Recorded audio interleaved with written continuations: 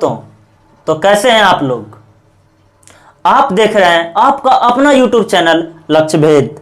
मैं आपका दोस्त अतुल आनंद। आज आपको मैं एक कहानी सुनाने जा रहा हूं। वो कहानी का शीर्षक है एक गरीब मजदूर किसान। एक गरीब मजदूर किसान। बहुत ही ध्यान से सुनिएगा। अब थोड़े से अगर हल्ला हो रहा है तो आप शांत जगह पे चले जाएं और ध्यान से इस कहानी को सुने और अपने जीवन से रिलेट करने का प्रयास करें। हद तक ये मध्यवर्गीय लोग और गरीब लोग के लिए पूरा रिलेट होगा ये कहानी। एक मजदूर किसान 20 वर्षों तक एक एक रुपया जोड़कर एक घर बनाने का सपना देखता है और लगातार 20 वर्षों तक वो एक एक रुपया जमा करता है और वो घर बनाने के लिए तैयार हो जाता है और वह घर बनाने के लिए शुरू कर देता है। उसका घर बनकर तैयार हो जाता है और जब घर बनकर तैयार होता है तो पंडित जी के पास जाता है और पूछता है कि इस घर में गृह प्रवेश के लिए शुभ मुहूर्त कब है।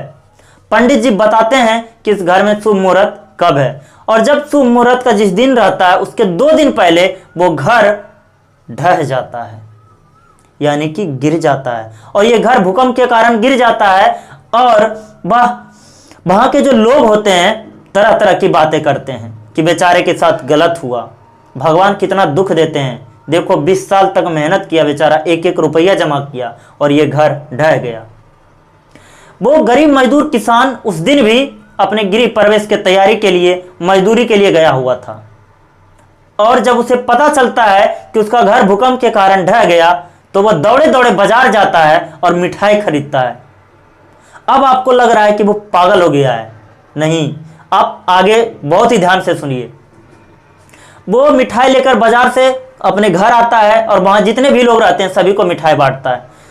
बुजुर्ग लोग होते हैं, जो भी होते हैं, उसका दोस्त और बुजुर्ग लोग कहते हैं ये पागल हो गया है, इसका घर ढहने के बाद ये पागल हो गया है। लेकिन वो कहता है अपने दोस्त को, नहीं मेरे दोस्त, मैं पागल नहीं हुआ हूं, तुम सिर्फ इस घटना का नकारात्मक पहलू देख रहा है, तुम इसका सकारात्मक पहलू नहीं देख पा रहा है। उसका दोस्त बोला, वो क्या?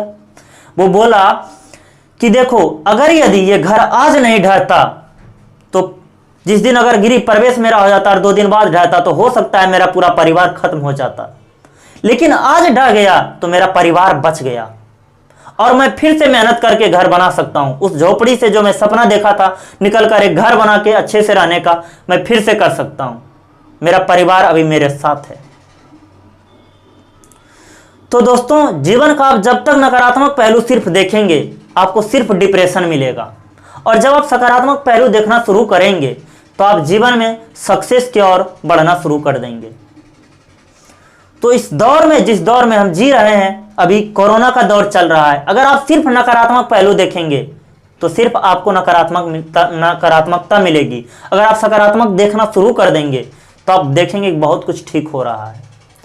अब देखिए, यहाँ पे बहुत तरह के आपके मन में सवाल आएगा। मैं सकारात्मक का बात सिर्फ इसलिए कर रहा हूं कि एक दिन में लाखों मरीज अभी मिल रहे हैं अपने भारत में, पूरे विश्व में, लेकिन उनमें से अधिकांशतः ठीक भी हो रहे हैं और वो अपना मानसिक मजबूती के कारण ठीक हो रहे हैं। अगर वो डर जाएंगे तो वो हो सकते हैं कि उनकी मृत्यु हो जाए। तो आपको जो है मेंटली रूप से स्ट्रांग होना है। अब इस कहानी से हम क्या सीखे? इस कहानी से सबसे बड़ी जो सीख मिली वो ये है कि जीवन में चाहे कितनी बड़ी विपदा आ जाए, घबराने की जरूरत नहीं है। उसका सकारात्मक पहलू देखिए और जीवन में आगे बढ़िए। भगवान आपके लिए कुछ जरूर अच्छा करेंगे, ठीक है। और इससे आप अपनी सफलता में, जीवन में सफल होने के लिए क्या सीख सकते हैं, वो 3D मैं इसको नाम दिया हूं, ठीक है ना। वो 3D आपके मन में, अगर आप क्रिकेट देखते होंगे तो रविंद्र जडेजा आएगा, वैसा कुछ नहीं है। ये 3D है। पहला जो D है वो सिखाता है ड्रीम देखना सीखो। आप सपने देखो। जिस तरह से वो गरीब मजदूर ने 20 साल पहले सपना देखा था कि मुझे इस झोपड़ी से निकलकर एक घर बनाना है और अच्छे से रहना है, तो पहला आप ये ड्रीम देखो कि आपको जिंदगी में क्या करना है और ड्रीम उस फील्ड में देखो जिस फील्ड में आपको पैशन हो।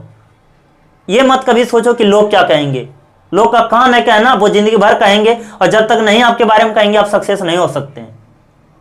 तो आपको ड्रीम देखना है जिस तरह से वो गरीब मजदूर ने देखा था। दूसरा उसके लिए है आपको डायरेक्शन। आप ड्रीम देख लिए, लेकिन उस ड्रीम को पूरा कैसे करना है उसको आपको डायरेक्शन देना पड़ेगा। उस डायरेक्शन के लिए आपको एक प्लान बनाना पड़ेगा, कैसे आप उस ड्रीम तक पहुंच सकते हैं। ठीक है, तो उसके लिए जो है जो भी प्लान है आपको वो करना पड़ेगा।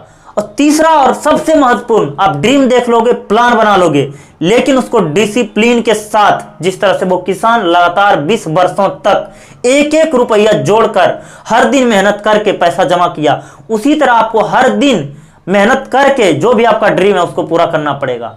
जहां भी आप परिस्थितियों को दोष देने लगेंगे, आप सक्सेस नहीं हो सकते हैं।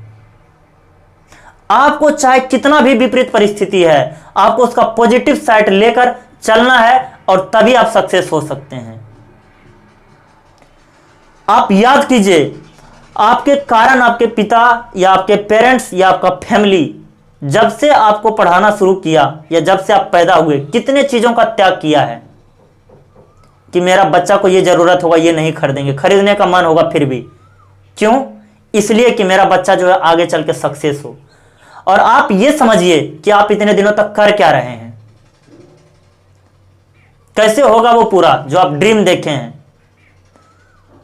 लाखों के भीड़ चल रहा है, करोड़ों का भीड़ चल रहा है, उसके लिए आपको क्या करने पड़ेगा, इसको आपको समझना और सोचने की बहुत जरूरत है। तो आज मैं इस कहानी का यही अंत करता हूं। आप इस 3D को अपने जीवन में अपनाकर और इस कहानी से सीख लेकर आगे बढ़िए। इसी के साथ जय हिंद।